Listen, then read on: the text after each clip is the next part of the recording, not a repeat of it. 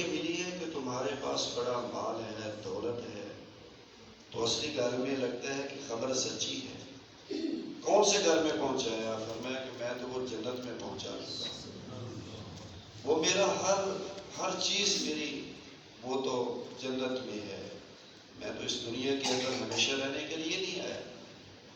کیونکہ ہمیں تو اللہ کے نبی نے کہا ہے کن فی الدنیا کانہ کا غریب، تم زندگی اس طرح گزارو جس طرح ایک مسافر گزارتا ہے، یہ ہمیشہ رہنے کی میرے بھائی جگہ نہیں ہے۔ ہم اس دنیا کے اندر ایک مقصد لے کے آئے ہیں، ہمارا دنیا کے اندر آنے کا ایک مقصد ہے۔ وہ مقصد کیا ہے؟ کیونکہ اللہ تعالیٰ نے ہمیں خلیفۃ اللہ کہا ہے، ہم اللہ کے خلیفہ ہیں۔ خلیفہ کا مقصد کیا ہے؟ خلیفہ کا مقصد ہے کہ اللہ سے ایک پیغام لیا جائے اور آنے والے لوگوں تک پیغام کو پہنچایا جائے، یہ ہمارا مقصد ہے یہاں دنیا کے اندر آنے کا۔ اگر ہم مقصد کے اندر کامیاب ہیں تو ہم دنیا میں بھی سرخرو ہیں، آخرت میں بھی سرخرو ہیں۔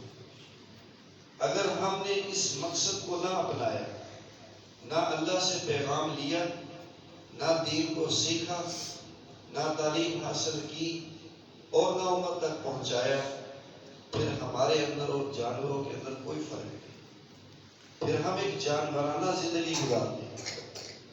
جن لوگوں نے مقصد کو نہیں اپنایا، مقصد کے اوپر نہیں آئے، اس کے اندر بڑے نقصان۔ پہلا نقصان کیا ہے کہ اگر وہ آدمی اس کے اندر کچھ دینداری تھی تو وہ دینداری ختم ہو جائے گی، آہستہ آہستہ وہ جانور بن جائے گا، ختم ہوگی زندگی اس کی، وہ تباہ و برباد دنیا کے اندر ہو جاتا ہے جو مقصد سے ہٹ جاتا ہے۔ دوسرا نقصان کیا ہے کہ جو لوگ دین کی طرف آنا چاہتے ہیں ہم اس میں بھی رکاوٹ بن جاتے ہیں، ہم اس میں رکاوٹ ہیں۔ جب کفار کو یہ کہا جاتا ہے کہ مسلمان ہو جاؤ تو وہ کہتے ہیں کن جیسے مسلمان، تمہارے جیسے مسلمان ہو جائیں ہم، کیوں؟ ہم مقصد سے ہٹ گئے۔ تیسرا نقصان کیا ہے؟ تیسرا نقصان یہ ہے کہ وہ کفار وہ ہمیں اس طرح گاجر اور مولی کی طرح کاٹتے ہیں۔ آج آپ لوگوں نے دیکھا ہے کہ ہمیں بیگانے بھی مار رہے ہیں، اپنے بھی مار رہے ہیں، بیگانوں کے ظلم کا بھی ہم شکار ہو رہے ہیں، اپنوں کے ظلم کا بھی شکار ہو رہے ہیں۔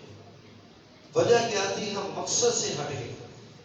علماء نے بڑی خوبصورت مثال دی، فرمایا کہ ایک جانور ہم پالتے ہیں، گائے پالتے ہیں، اس گائے کی بڑی خدمت کرتے ہیں، اچھا چارہ لا کے اس کو دیتے ہیں، اس کو وقت پہ پانی دیتے ہیں، اس کے ہم مالش کرتے ہیں، ونڈا لا کے کھلاتے ہیں، اچھی اچھی چیزیں اس کو کھلاتے ہیں۔ کیوں؟ وہ ہمارے مقصد کے مطابق چل رہی ہے، ہمیں دودھ دے رہی ہے، ہمارے اس سے بچے پل رہے ہیں، ہم اس سے دودھ حاصل کر رہے ہیں، ہم اس کے اندر ہمارا رزق ہے تو ہم اس کی خدمت کر رہے ہیں، ہماری اس کے ساتھ محبت ہے۔ لیکن وہی اگر مقصد سے ہٹ جائے تو ہم اسی کو کسائی کے حوالے کر دیتے ہیں۔ کیوں؟ وہ مقصد سے ختم ہو گئی، اس نے دودھ دینا چھوڑ دیا ہے، وہ ہمارے رزق کا سبب اب نہیں رہی، اب وہ ہمیں رزق نہیں دے رہی، اس لیے ہم نے اس کو کسائی کے حوالے کر دیا۔ کسائی کیا کرتا ہے؟ اس کو ذبح کرتا ہے، اس کی کھال اتارتا ہے، اس کے ٹکڑے کرتا ہے اور لوگوں کو کھلاتا ہے، اس کے ٹکڑے کر کے اس کو ہم نے کسائی کے حوالے کر دیا تھا، جو چاہے کرے۔ آج ہم مقصد سے ہٹ گئے تو اللہ نے ہمیں بھی کسائیوں کے حوالے کر دیا، کفار کے حوالے کر دیا ہے۔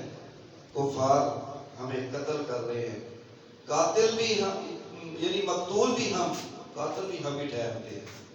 ہمارے اوپر یہ الزام ہے کہ یہ دہشت گرد ہیں، یہ قاتل ہیں، یہ یعنی دنیا کے اندر فساد کا باعث بنے ہوئے ہیں۔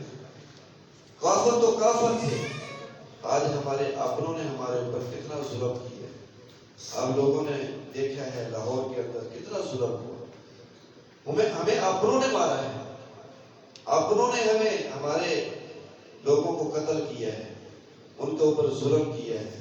عقوبت خانوں کے اندر جا جا کے مارا ہے. ان لوگوں نے مارا جو ہمارے پیسے پہ پل رہے ہیں، جو ہمارے ٹیکسوں پہ پل رہے ہیں. فوج ہمارے ٹیکسوں پہ پلتی ہے، پولیس ہمارے ٹیکسوں پہ پل رہی ہے، یہ ماسٹر کو تنخواہ ہمارے ٹیکسوں سے ملتی ہے.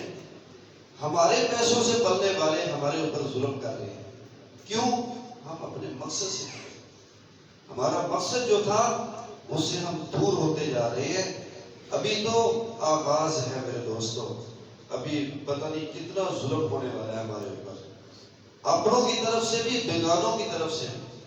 اس لیے ہمیں اپنے آپ کو بدلنا پڑے گا، ہمیں اپنے مقصد پہ آنا پڑے گا، ہمیں دینداری دکھانی پڑے گی.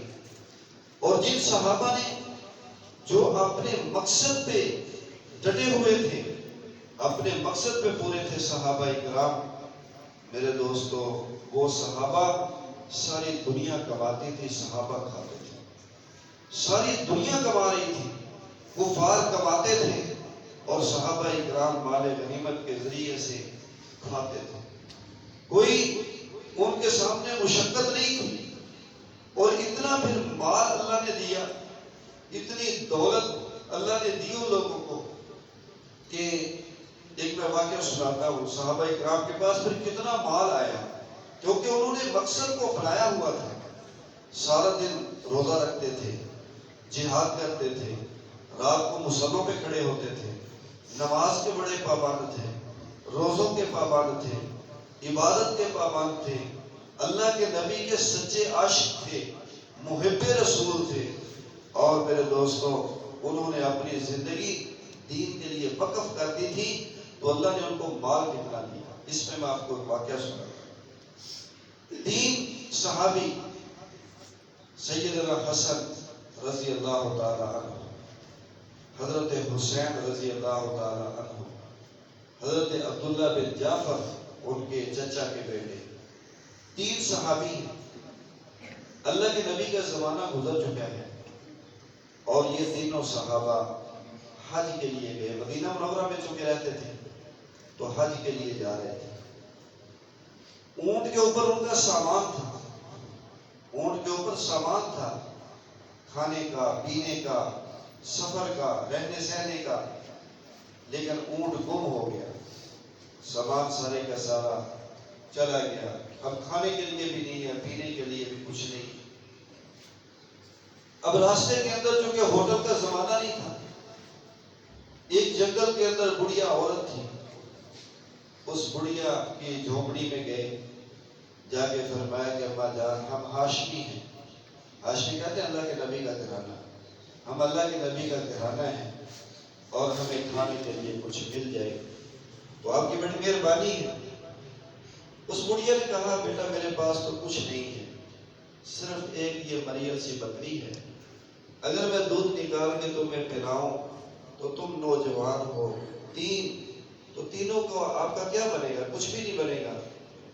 میں یہ بکری آپ کو ذبح کر دیتی ہوں، آپ میرے نبی کا گھرانہ ہے تو یہ بکری ذبح کر کے تم کھا لو، تمہارا پیٹ بھر جائے گا، تو تم میرے لیے دعا کر دینا. تو سیدنا حسن، سیدنا حسین، حضرت عبداللہ رضی اللہ تعالی عنہ اجمعین، تینوں نے اس کو ذبح کیا، کھایا. اور جب جانے لگے تو اماں جان سے فرمایا اماں جان کبھی مدینہ منورہ آنا ہوا تو ہمیں ضرور ملنا، ہم مدینہ میں رہتے ہیں، ہم اللہ کے نبی کا گھرانہ ہے، ہمیں ضرور ملنا. اب یہ کہہ کر وہ چلے. رات کو شوہر آیا، آ کر کہا کہ وہ ہماری بکری کدھر گئی جس کا ایک پاؤ دودھ ہوتا تھا، آدھا تو پی لیتی تھی، آدھا میں پی لیتا تھا، ہماری کل کائنات وہ تھی. تو اس نے کہا کہ وہ تو ہاشمی گھرانے کے لوگ آئے تھے تو میں نے ان کو ذبح کر کے کھلا دی ہے. اس نے کہا ہمارا تو کل کائنات وہ تھی، وہ بھی تو نے کھلا دی ہے. تو بہرحال پریشان ہو گیا وہ شوہر. عرصہ گزر گیا، فاقے پہ فاقہ اور مصیبت میں، کھانے کے لیے کچھ نہیں ہے. تو مدت گزر گئی تھی اس بات کو. تو آپس کے اندر مشورہ کیا دونوں میاں بیوی نے کہ چلتے ہیں ہم مدینہ منورہ. اس وقت مدینہ منورہ اس طرح تھا جس طرح ہم شہر سمجھتے ہیں، حالانکہ تھی وہ بستی ہی۔ تو کہنے لگے چلتے ہیں ہم وہاں پہ، وہاں جا کے کچھ کام کاج کریں گے، چلو ہمارا فقر، ہمارا فاقہ یہ ختم ہو جائے گا۔ تو وہ دونوں میاں بیوی مدینہ منورہ پہنچ گئے۔ وہاں جا کر انہوں نے سارا دن کچھ چیزیں اکٹھی کرتے، لکڑیاں اکٹھی کرتے، مینگنیاں اکٹھی کرتے، اور شام کو بیچ کر اپنا پیٹ پال لیتے۔ اس طرح وقت گزرا۔ ایک دن سیدنا حسن رضی اللہ تعالیٰ عنہ نے دیکھا کہ لگتا ہے کہ یہ وہی عورت ہے، یہ وہی بڑھیا ہے کہ جس نے ہمیں وہ بکری ذبح کر کے مریض سی بیمار سی کھلائی تھی۔ تو ایک اپنے غلام کو بھیجا کہ جاؤ اس بڑھیا کو بلاؤ۔ بڑھیا کو بلایا گیا، فرمایا اما جان آپ وہ نہیں ہیں کہ جن کے پاس 3 نوجوان آئے تھے تو آپ نے ان کو بکری اپنی ذبح کر کے کھلائی تھی؟ فرمایا ہاں بیٹا کھلائی تو تھی لیکن میں آپ کو پہچان نہیں سکی۔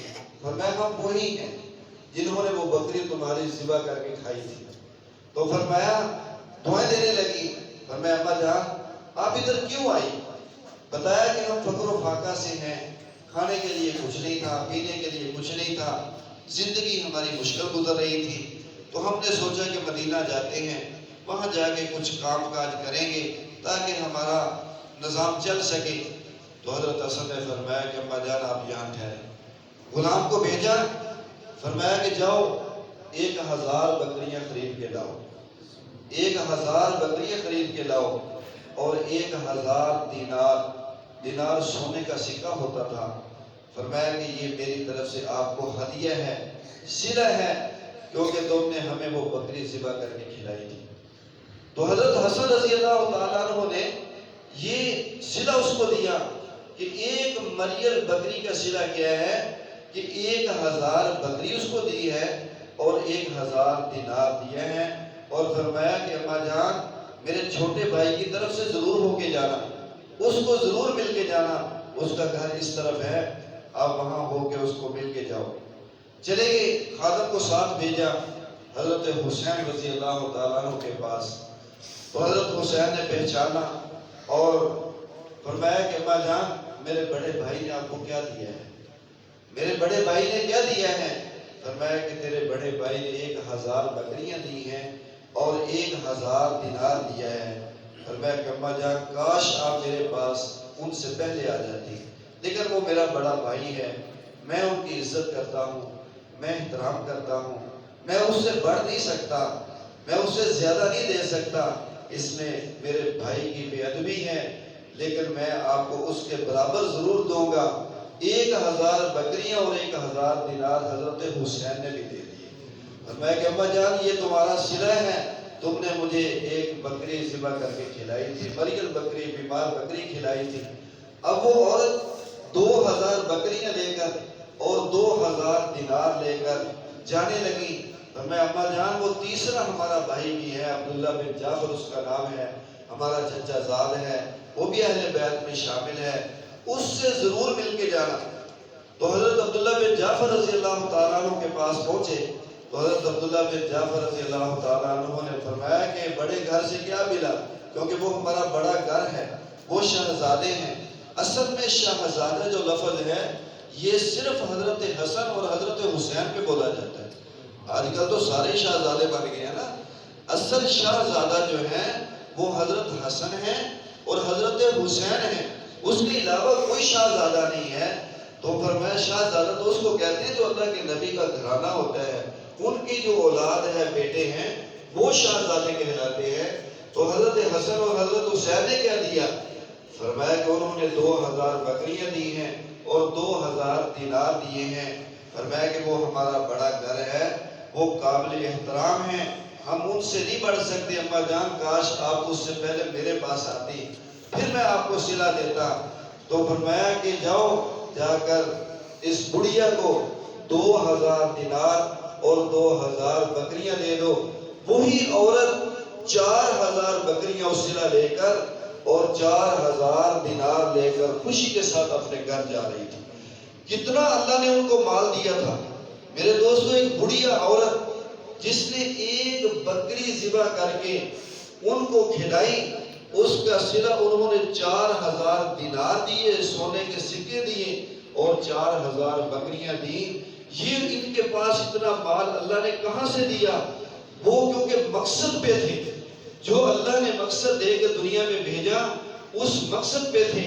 ساری کائنات کماتی تھی تو صحابہ کرام کھاتے تھے۔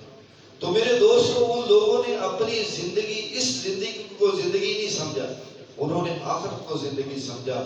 انہوں نے موت کو اپنے سامنے رکھا، کیونکہ موت جس آدمی کے سامنے ہو اس کی زندگی بڑی کامیاب گزر جاتی ہے۔ امام اعظم ابو حنیفہ رحمہ اللہ، آخری بات کر رہا ہوں، امام اعظم ابو حنیفہ رحمہ اللہ نے ایک جملہ کہا، فرمایا کہ جس آدمی کے اندر 3 گناہ ہوتے ہیں، 3 گناہ، وہ آدمی جب دنیا سے جاتا ہے تو کافر ہو کر مرتا ہے، کافر ہو کر مرتے ہیں۔ اب ہم نے وہ دیکھنا ہے کیا گناہ ہمارے اندر تو نہیں ہے، ہمارے اندر وہ گناہ تو نہیں ہے کہ جن گناہوں کی بدولت انسان ایمان سے محروم ہو کے دنیا سے جاتا ہے، کافر ہو کر مرتا ہے۔ فرمایا آپ نے کہ پہلا گناہ کیا ہے کہ اللہ نے ایمان کی دولت دی ہے، ایمان کی دولت دی ہے، مومن بنایا ہمیں، اور ایمان بھی کوئی مشکل ایمان نہیں ہے، آسان ایمان دیا کہ ہم ایمان والوں کے گھر میں پیدا ہو کر ایمان والے ہیں۔ میرے دوستو، اللہ تو ہمیں سکھوں کے گھر میں بھی پیدا کر سکتا تھا، ہندوؤں کے گھر میں بھی پیدا کر سکتا تھا، عیسائیوں کے گھر میں پیدا کر سکتا تھا۔ کتنی ہماری خوش نصیبی ہے کہ ہم ایمان والوں کے گھر میں ایمان والے پیدا ہو گئے۔ تو امام صاحب فرماتے ہیں کہ پہلا گناہ کیا ہے کہ اللہ تعالیٰ نے ہمیں ایمان کی دولت دی ہے اور ہم اپنے ایمان پر شکر ادا نہیں کرتے، اپنے ایمان پر شکر ادا نہیں کرتے۔ اور یہ مسئلہ انہوں نے کہاں سے نکالا؟ اپنی طرف سے بات نہیں کی۔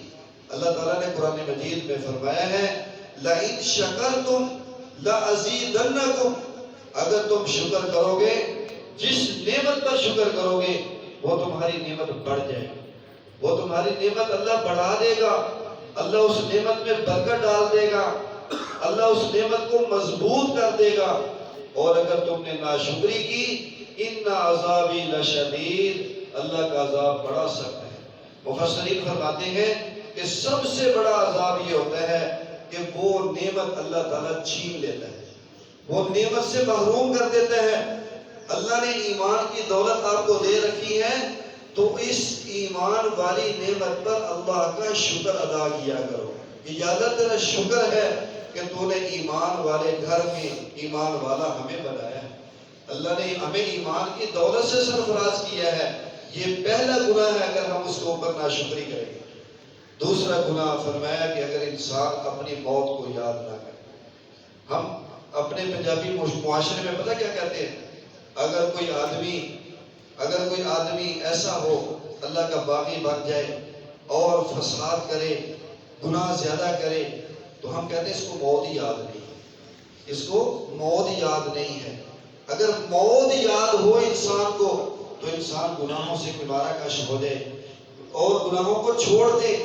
اگر ہم موت یاد نہیں ہوگی تو گناہ کرتے جائیں گے، اتنے گناہ کرتے جائیں گے۔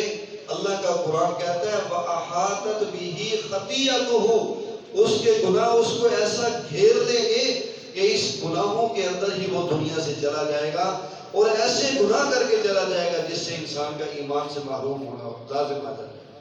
تو اس لیے فرمایا کہ اپنی موت کو یاد رکھیں۔